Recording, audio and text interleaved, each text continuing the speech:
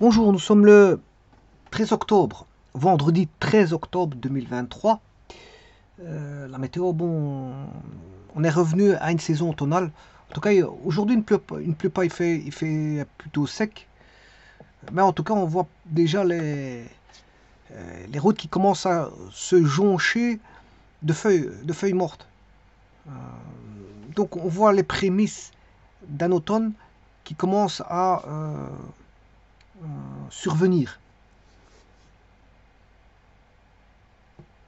Effectivement, nous sommes déjà le 13 octobre, hein. Bon, le temps passe vite et c'est comme ça pour tout le monde. Nous sommes enroulés, voilà, dans un espace temporel où le temps, les événements se suivent, se succèdent les uns après les autres et tout le monde est imbriqué dans ce phénomène, voilà, de changement au quotidien. Je vous présente un énoncé ici. Donc, après les 50 premiers mètres, l'énergie cinétique d'un véhicule d'une masse de 1200 kg. Alors 200 kg, ça peut être une voiture, hein. Une voiture, c'est 1000, 1200, 1300. Mais voilà, ça fait plus d'une tonne. Bon, on peut trouver des petits véhicules, des tout petits véhicules qui font 800 kg, mais bon, ça existe, hein. 800, 900 kg. Mais en tout cas, 1200 kg, c'est une voiture. C'est une voiture.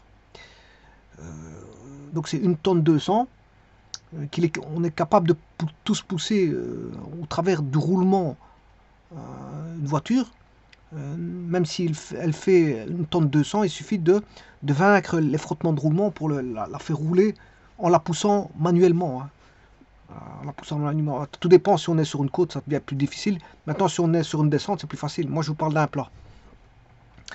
Voilà, donc ici, et soumet à une accélération constante atteint 15 000 joules. Donc ça, vous avez compris que 15 000 joules, ben, c'est l'énergie cinétique pour passer, pour aller faire les 50 premiers mètres. Pour faire les 50 premiers mètres, l'énergie cinétique du véhicule d'une masse de 1200 kg est soumise à une accélération constante et atteint 15 000 joules. Quelle est la grandeur de l'accélération et la vitesse finale en négligeant les frottements? Alors, ce qu'on connaît ici, c'est la distance.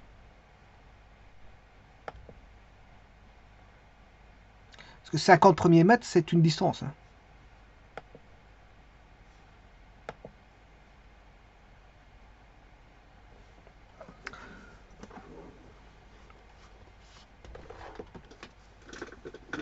Donc, je vais représenter bien sûr sur une ligne droite. Je vais faire un mouvement rectiligne, hein.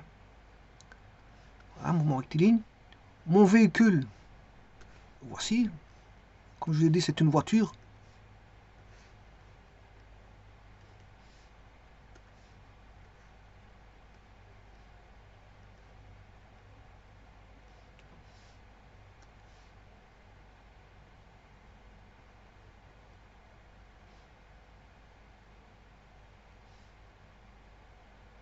On va la mettre en couleur bleue. Chacun bien la couleur qu'il souhaite. Alors, on va la mettre comme ça, cette voiture. Bon, on va pas aller trop loin pour faire du dessin. Le but, c'est pas de faire du dessin. Et donc, cette voiture possède une masse de 1200 kg. On ne connaît pas l'accélération. On sait bien que l'accélération est constante. C'est une constante, hein. Et bien sûr qu'elle va rouler. On connaît ce qu'on connaît, c'est son énergie cinétique sur les 50 premiers mètres. Donc sur les 50 premiers mètres qu'elle va rouler, voilà, d'un point x0 à un point x1, cette distance, je vais l'appeler d. Bon, vous aurez compris que je vais mettre un axe, hein. Alors, le 0, il sera ici.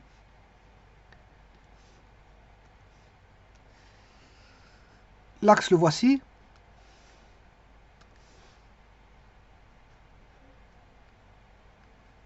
L'axe X, le voici. Bon, il y a un vecteur de base, hein. Bon, normalement, je dois entrecouper l'axe. Parce que, bon, pour avoir 50 mètres, je devrais le mettre à l'échelle, mais je ne le mets pas à l'échelle, donc je l'entrecoupe comme ceci. Voilà, parce que le vecteur de base, il représente normalement certaines mesures, par exemple 1 mètre. Bon, donc ça voudrait dire ici, je devrais avoir 50 cm. Voilà. Si j'ai 1 cm ici, le vecteur OI fait 50 cm, 1 cm. Pour avoir 50 mètres, ça fait 50 cm. Voilà, si je prends une échelle de 1 cm égale à 1 mètre. Donc 50 cm égale 50 mètres. Bon, mais moi je ne fais pas l'échelle parce que j'ai entrecoupé l'axe.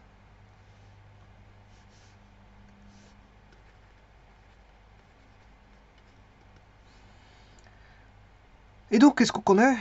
On connaît que ça, à mon avis. Non, on connaît l'énergie cinétique. Et l'énergie cinétique pour faire ces 50 mètres est de 15 000 joules.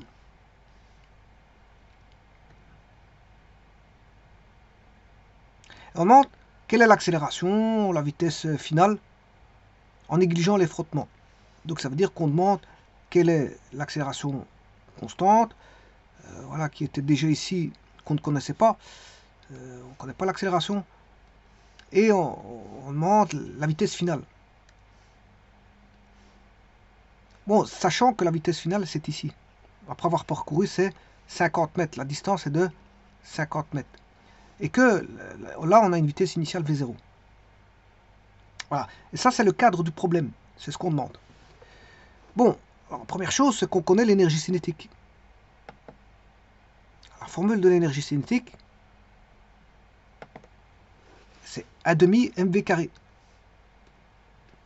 Alors, l'énergie cinétique est égale à 1/2. Alors, c'est la masse fois la vitesse finale moins la vitesse initiale au carré. Ça, c'est la première chose. Ensuite, qu'est-ce qu'on a? On demande l'accélération. Voilà, là, c'est les lois. Là, à partir de l'énergie cinétique, on peut trouver Vf moins V0. Bon, les lois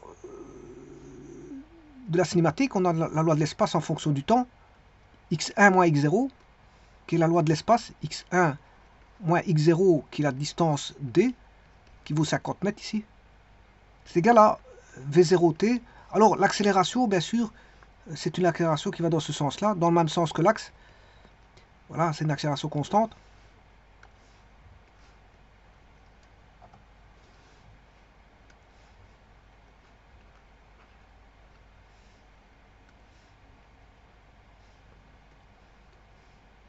V0t plus 1/2 at carré. Bon, ça c'est une première chose. C'est la loi de l'espace en fonction bien sûr du temps. En fonction du temps. Bon. Deuxièmement, on a la loi de la vitesse. Alors V est égal à V0 plus AT. Pourquoi plus? Parce qu'il est dans le même sens que l'axe. Mais ici, c'est la vitesse finale. Alors on a la vitesse finale que je pourrais écrire de la façon suivante. Vf moins V0 égale à T. Et enfin, ça c'est la loi bien sûr de la vitesse en fonction du temps. Et il y a une troisième loi qui est ici l'accélération qui est constante. C'est la loi de l'accélération en fonction du temps, bien sûr, du mobile. Hein. C'est les lois du mobile. Ici, le mobile, c'est un véhicule. Bon, alors ici, prenons quelques considérations. Les considérations, l'énoncé dit que après les 50 premiers mètres, parce qu'on connaît la vitesse initiale. Ici, si la vitesse initiale est une inconnue, j'ai une inconnue. L'accélération, on la recherche, c'est une inconnue. C'est une inconnue à coup sûr. L'accélération, c'est une inconnue à coup sûr. Bon, si j'écris, là j'ai combien d'équations? Bon, vous aurez compris qu'avec celle-là, je peux trouver VF. Hein. Je sais trouver VF avec celle-ci. Je vous montrerai après comment on peut trouver VF. Alors ici, on connaît, qu'est-ce qu'on connaît? On connaît D, la distance, x1 moins x0 qui fait 50 mètres. On ne connaît pas le V0 ni le T, et on ne connaît pas l'accélération. Bon, ce qui fait un petit peu trop d'inconnus, puisqu'on aura pour une équation, alors je vous rappelle que ça c'est pas une équation, hein. Les équations sont là, parce que ça c'est A égale constante, c'est voilà, c'est pas une équation. Voilà, c'est simplement une inconnue. A égale constante inconnue, A est inconnu, c'est ce que ça veut dire. Si vous voulez des équations qui font des liens entre variables, les voici. Là, il y a des liens entre variables. Bon, mais ce qu'on sait, c'est que on ne connaît pas la vitesse initiale, voilà, on ne connaît pas l'accélération, et on ne connaît pas le temps. Attention qu'ici, le temps n'est pas connu non plus. Quand je dis t carré, le temps n'est pas connu. Voilà, ce qui fait un peu trop d'inconnus, hein.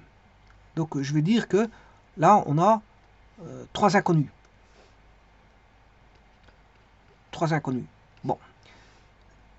Ça fait une équation à 3 inconnus. Bon, maintenant, voyons la seconde. La seconde, je l'ai mise comme ceci. Vf moins V0. Alors, V0, on ne connaît pas, c'est une inconnue.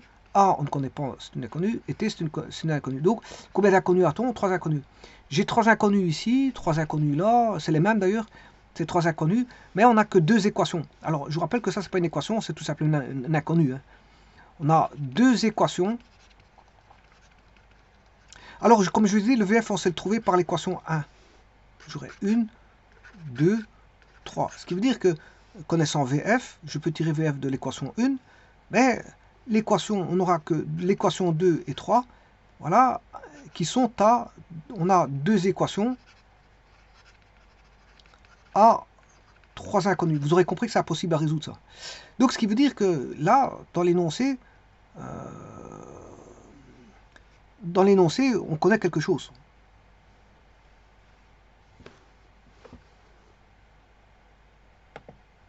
On connaît quelque chose. Vous aurez compris qu'après les 50 premiers mètres, mais les 50 premiers mètres, ça veut dire qu'il va partir de V0 égale 0, d'une vitesse initiale nulle. V0 égale 0, pour avoir une vitesse finale, que là, on peut chercher grâce à l'énergie cinétique. Et là, ça réduit le nombre d'inconnus. Donc, là, le V0 est connu. Ça veut dire qu'il démarre, ces 50 premiers mètres se font à partir de, voilà, d'une vitesse de, à l'arrêt. Il est à l'arrêt. C'est-à-dire 0 mètres par seconde. Et maintenant, on n'a plus que 2 équations à 2 inconnus, et là, c'est possible de résoudre. Et c'est ce que je vais faire. Et bien maintenant, on va résoudre ça.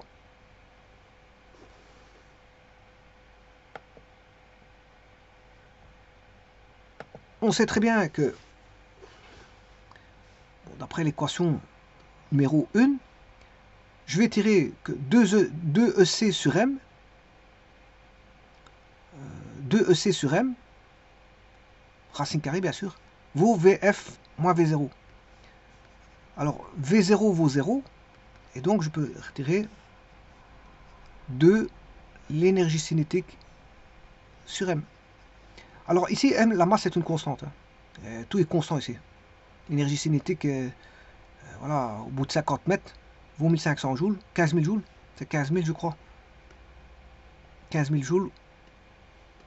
Donc, à partir de là, je peux trouver VF, parce que c'est la racine carrée de 2 sur 1200 kg fois 15 000 joules. En faisant la racine carrée, je peux trouver la vitesse. Alors, connaissant la vitesse initiale, la vitesse finale, sachant que V0 vaut 0, là V0 vaut 0, donc l'équation va se résumer à l'équation de l'espace x1 moins x0 qui vaut d. D c'est at carré sur 2, puisque la vitesse initiale est nulle. Alors, la loi de l'espace, en fonction du temps, et la loi de la vitesse, elle sera donnée par VF, non plus moins V0, puisque V0 vaut 0, est égal à T.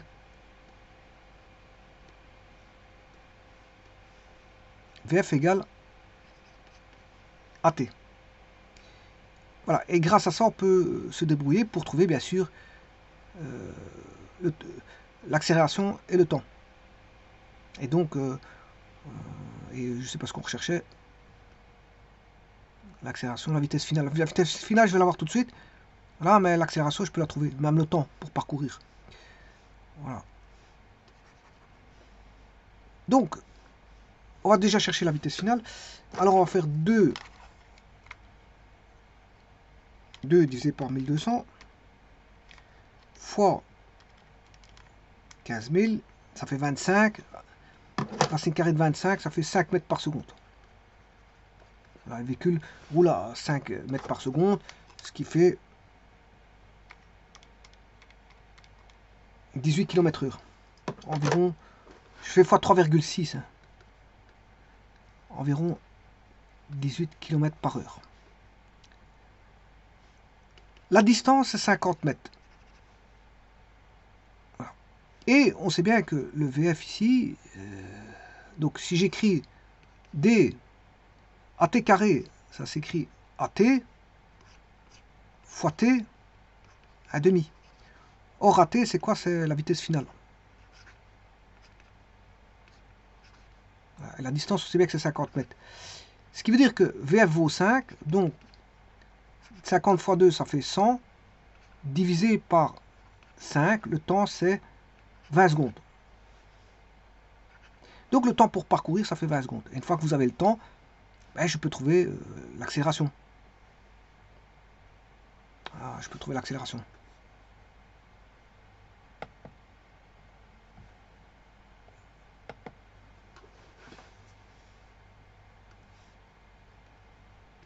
Donc, la vitesse finale est égale à t, sachant que là, ça fait 5, le A, et là, ça fait 20 secondes. Donc, c'est 5 mètres par seconde en 20 secondes. Et l'accélération sera de 5 vingtièmes, c'est-à-dire un quart, c'est-à-dire 0,25 mètres par seconde carré.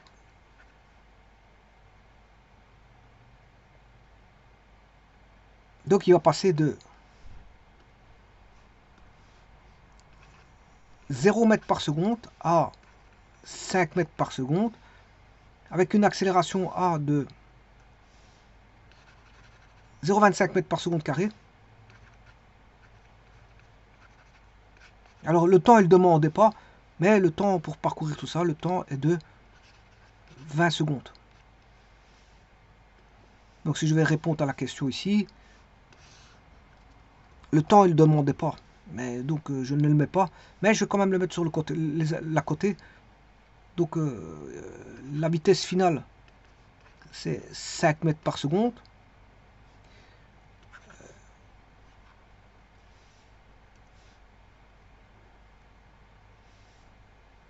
L'accélération, c'est 0,25 mètres par seconde carré.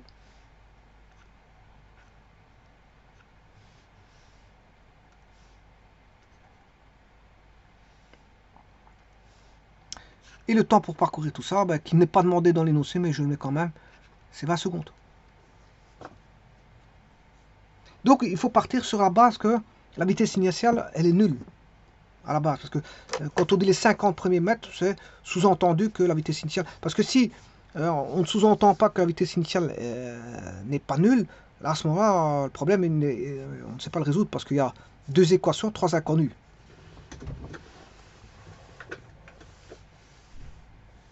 Donc il y a trop d'inconnus, parce qu'on aurait la vitesse initiale, le temps de parcours et l'accélération, ça fait 3 inconnus.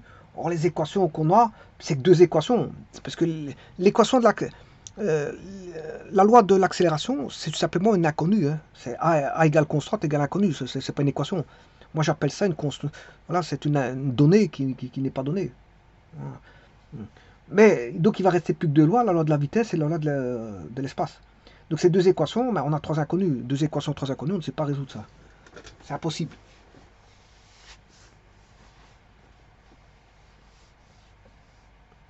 Il n'y a pas de solution, je veux dire, à 2 équations à 3 inconnues.